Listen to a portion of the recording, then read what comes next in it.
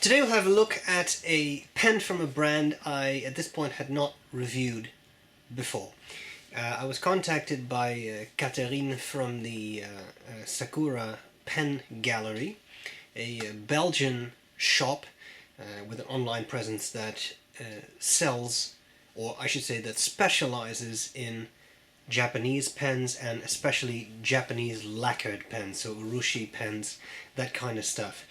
She contacted me, she asked me if I was interested in reviewing one of her pens. I said yes, and she sent me one of these pens for review purposes, and I will also be returning that pen, so I don't get to keep this, just to be sure. The pen is made by Manu Propria, and in case you wonder what Manu Propria means, I'll come back to that in a second. Here we have the box. Manu Propria, and it says fountain pens made in Switzerland. And of course you see this and you think, Manu Propria, that sounds like Latin. What does it mean? Well, I thought the best person to explain what that means would of course be Professor Dr. Tarquin Dangleby, Chair of Penology, Cambridge University. So why don't we see what he says about it.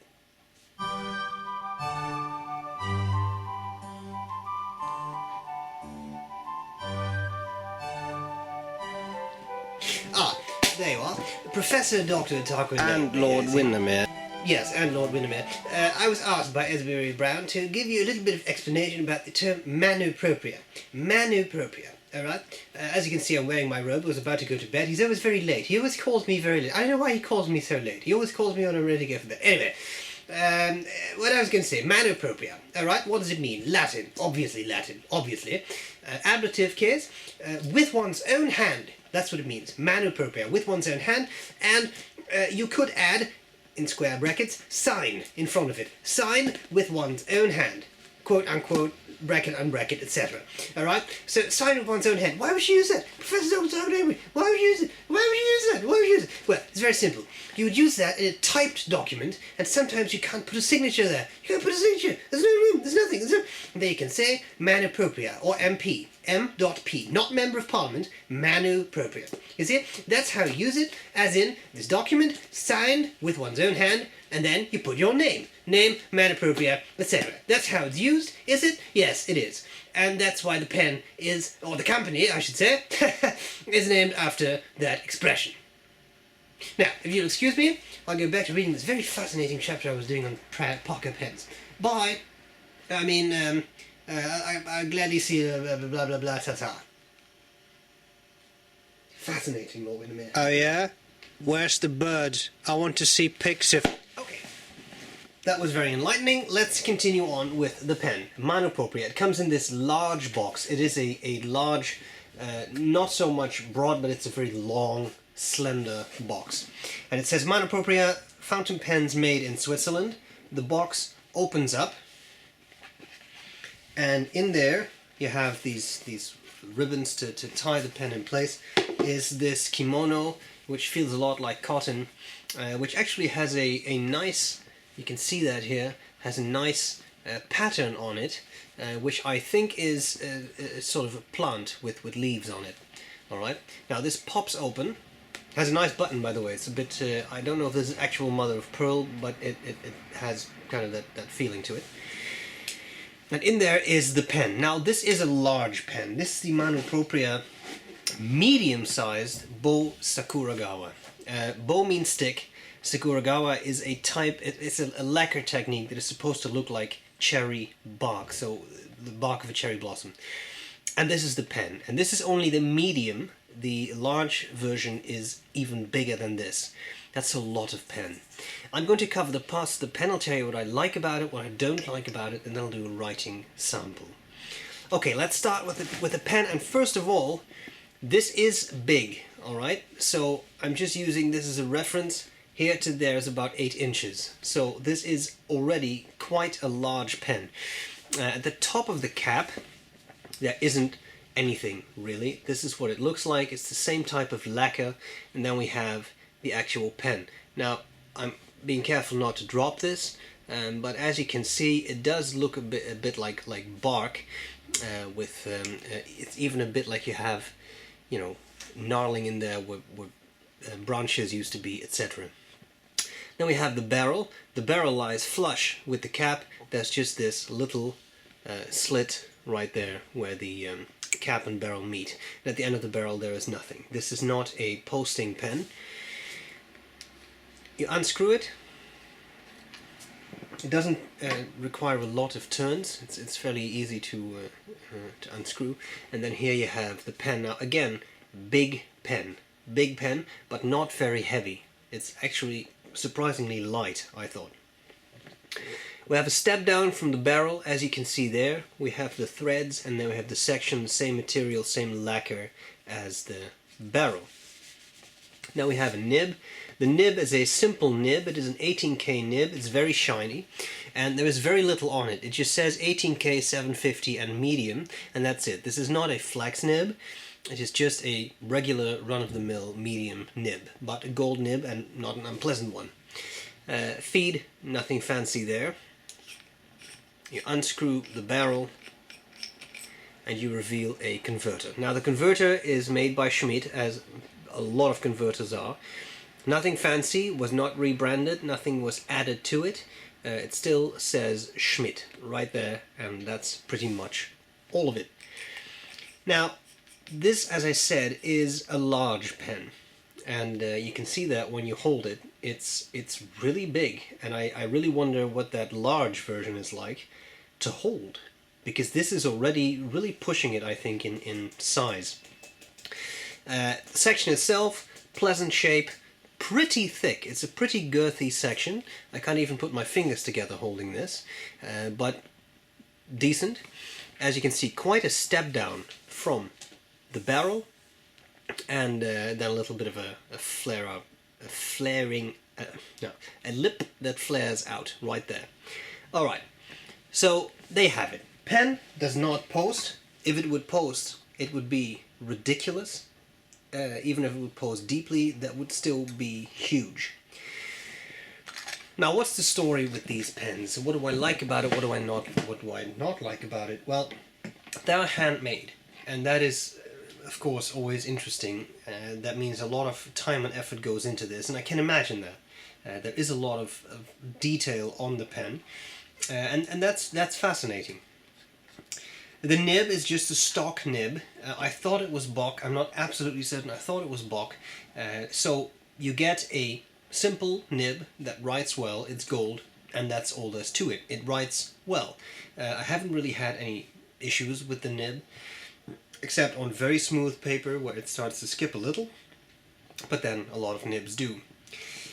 Handmade pens, a lot of man hours in this, the lacquer and all that. It's very, very fascinating. I just want to show you that again. That is very interesting finish, and it does indeed look a bit like a stick. Now, what do I like about it? What do I not like about it? What I like about this is that it's very original. It's a large pen, and it does look like a piece of art. From a distance, you don't see that, and I think especially the camera won't really pick that up, but up close, you definitely do. You definitely see there's a lot going on. I like that. I also like that it is a larger size, although even though I like oversized pens, I think this is a bit too much, but I'll come back to that. It seems well made. It's light, even though it's big, it's well balanced, and it definitely has interesting looks. Now, here are some things I don't like about it so much. There is a bit of a step down right there from the barrel, you can see that, but when I hold it, the section is quite long, and I don't really feel that step down, so I don't think that's an enormous issue. Threads are a bit sharp, but again, more than enough section to hold without it being a problem. For me, there are two main issues with the pen. One is the lacquer. I understand this is a traditional thing, I understand what it's supposed to resemble, but to be honest, this doesn't do anything for me. I'm not saying I'm not impressed, because clearly it's an artist doing this with quite some skill. But when I opened this, I thought that looks a little bit like someone just splattered paint on it, or that it's mold. And I'm not trying to be rude or offensive. I do appreciate what the artist did, It's just that for me, I would not purchase this. I don't find this particularly appealing. And the pictures on the websites I see of this, it also looks very shiny, and in reality it's actually quite matte. This is a very matte finish, so that's a bit different. My second issue with the pen is the price. This pen costs 1,850 euros. That's a lot of money, and for that amount you are buying a handmade piece of art, and that's it. You get a stock nib. It's not a specialty nib. It's not flexi. It's just a stock medium block nib in this case, but it writes, and it writes well. But that's a lot of money, and I understand that handmade artwork costs something, but I do not personally see the value in this pen when I hold it, when I feel it. It's just a converter filled pen. It is a stock gold nib. There is no imprint on that of the maker, and you get this barrel, which may or may not appeal to you in finish. So why would you buy a pen like this? I think that's an important question to answer. Why would you want this? Well, I remember the DC Pen Show in 2012.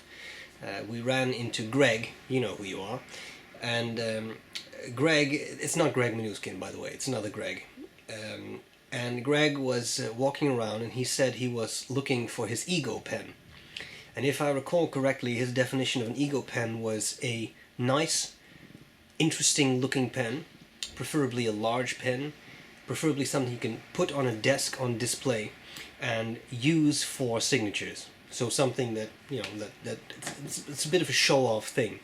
And there's nothing wrong with that. And I think a pen like this would really fit that bill. It's a very expensive pen. It is a pen that has a unique appearance. It is a large pen. And I think that is what you would buy a pen like this for. This is not a pen you take to school every day. This is not necessarily a pen you take to work every day.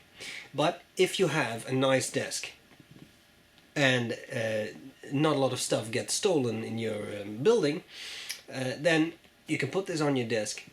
It's a conversation piece. It's a piece of art. It's I think part of the whole entourage of an office, and you can use it for signing documents. Again, a conversation piece, something that's special and not necessarily something you want to use every day.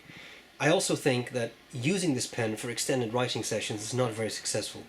Not because it's so heavy, because it's not. It's actually fairly light, but it is really big and really girthy. So I think the purpose of a pen like this is not to use it on an everyday basis, but to use it when you want to sign something or write someone a short note, have it on your desk, have it as a piece of art. And that is an important distinction. If you want something you can use every day, you buy a Lamy Safari and it's $25 and that's it. If you buy something like this, you're going to pay more. And by all means, this would not be worth it for everyone. For me, it would not be worth it. But that doesn't mean it's not a good pen. Clearly a lot of energy, effort went into creating it, that's for sure. Okay, Catharine, dank je wel. I appreciate it. Thank you for lending this pen to me. It's coming back to you right now. Guys, I'm going to do a writing sample. Measurements as well as high resolution pictures of the pen will be on the website, sbrebrown.com. Writing sample is up next. I hope this was useful, and I'm glad to see you later. Bye bye. Okay, so here we go with the Manu Propria bow, Sakuragawa medium.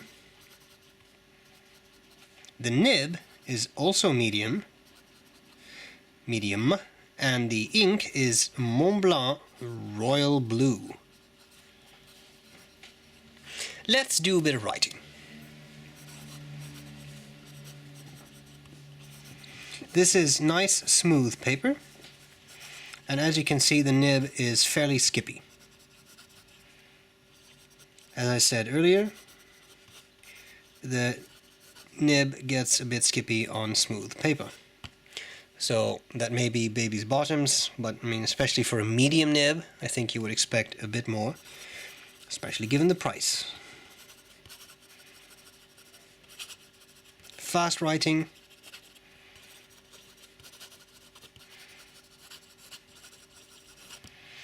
Skip, skip, skip. And there was something here, skip. So there's definitely some skipping going on there.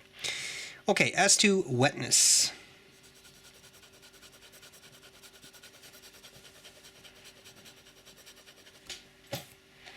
Not the wettest writer in the world.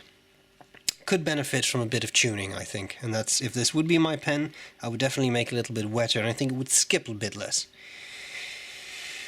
Line variation, as I said, it's not a flex nib, and if you push it a bit, you really have to slow down, or the feed will not be able to keep up. So don't expect too much. And you see that there too. Okay?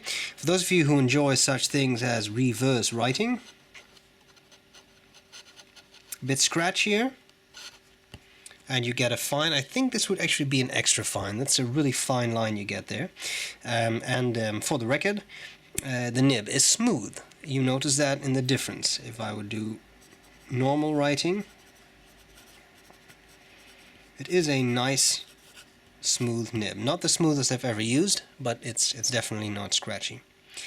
Okay, thanks a lot to the Sakura Pen Gallery for lending me this pen. I appreciate it. It's coming back to you right now. Guys, I hope this was useful. And, oh, that's absolutely horrible calligraphy I'm doing here. Let's not bother. Sorry. I'll gladly see you later. Bye-bye.